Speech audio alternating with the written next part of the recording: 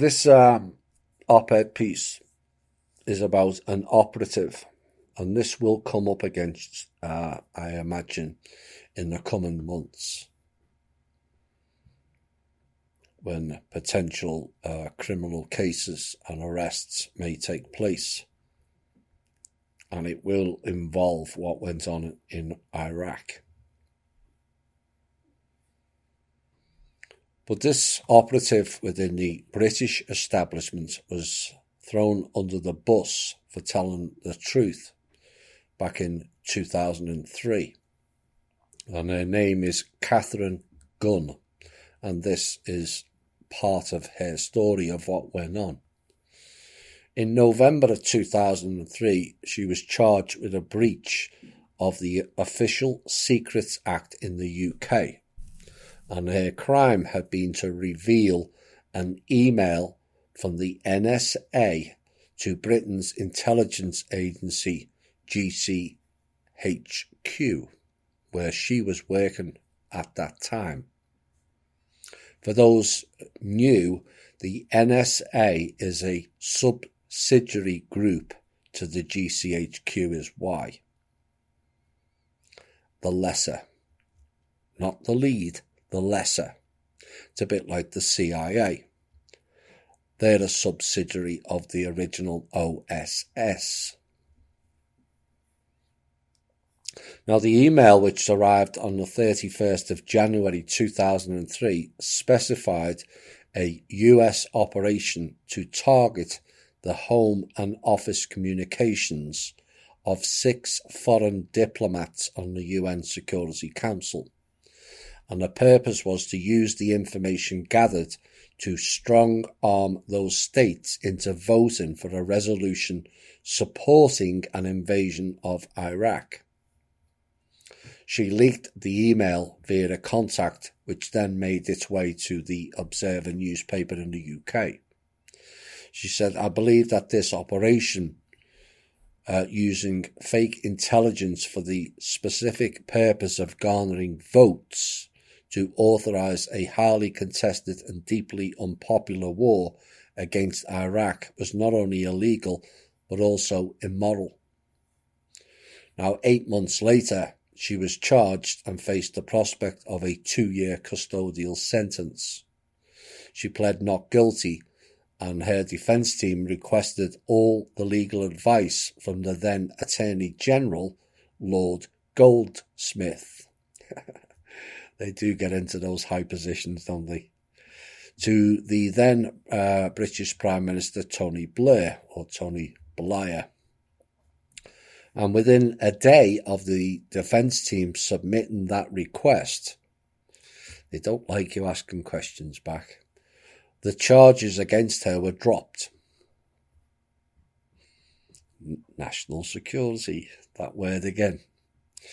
And in court, the prosecution stated that, quote, there is no longer sufficient evidence for a realistic prospect of conviction, unquote, adding that it would not be appropriate to go into for the reasons for this decision. In other words, they're covering it up because had they produced the evidence, it would have been of public interest, shall we say. Now, 16 years after that, the then prosecutor, Sir Ken MacDonald, claimed that the reasons they dropped it was for, quote, national security, unquote, reasons that the case was dropped. And in its own small way, this case illustrates the conflict and tensions around the issue of national security, which is all fake, as our members, regular members, will know. There is no national security at all. It's all about protecting these so-called intelligence groups and what they're doing. That's the sole reason that whole act came in 1948 or 49, just after the CIA was formed. And she said, I would argue that the Iraq war was not only against our national security, but has been a catastrophic for global security as a whole. In fact, Lord Goldsmith's own legal advice at the time, prior to him changing it, was that an invasion would be illegal, and the surveillance operation revealed by the NSA email was illegal also under the Geneva, Switzerland Convention. So that's protected under national security as well. It was in pursuit of an illegal war which has damaged our national security, and information about this issue is now classified. However, and the reason for this is to do with, yet again, national security. National security is another word to cover up lies of government and agencies, and is often used by the government and intelligence agencies to justify essentially what they do. But who defines what it is? What is the scope of it?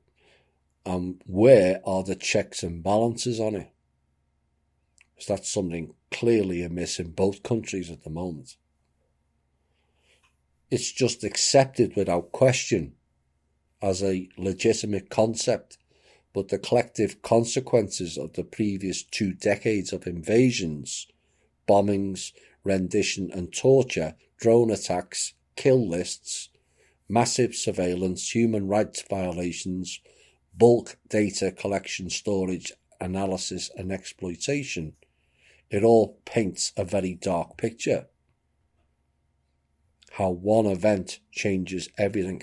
We spoke of this in the last show. Do these policies actually provide national security? Are they in the national interest? No. They're in the clown interest, that's it.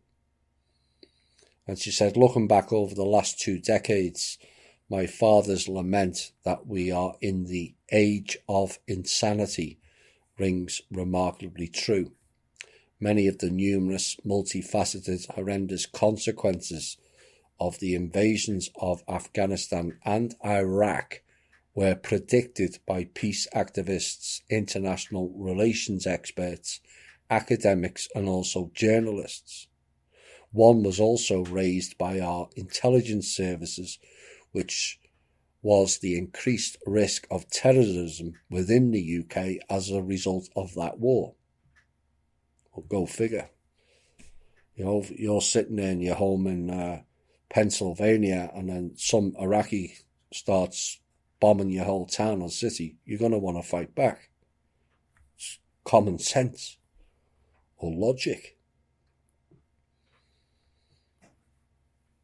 And the argument that we invaded those countries essentially for reasons of national security rings hollow when looked at with 2020 vision, as does the same argument over the catastrophic bombing of Libya in 2011, which caused the collapse of another relatively stable and functioning country. The support of anti-Syrian government terrorists since 2013 and the unwavering support for Saudi Arabia against Yemen. All the same goons as why. And the current bellicose focus on Iran in an already chaotic and conflict-torn region tests the limits of sanity. Now, Britain's Official Secrets Act 1911 was rushed through Parliament in July 1911 following an hysterical pre-war environment without so much as a cough of protest. Sound familiar? And that act was drafted without including a specific public interest defence. For example, the ability for those accused to argue that the public interest in disclosing the information would outweigh the reasons for not disclosing it. So the British Official Secrets Act, like the National Security Act, all pushed through without question or involvement by a number of the politicians. Patriot Act the same. No one ready. And this is what they do. or what they used to do. Not so much now. Too many people watching now.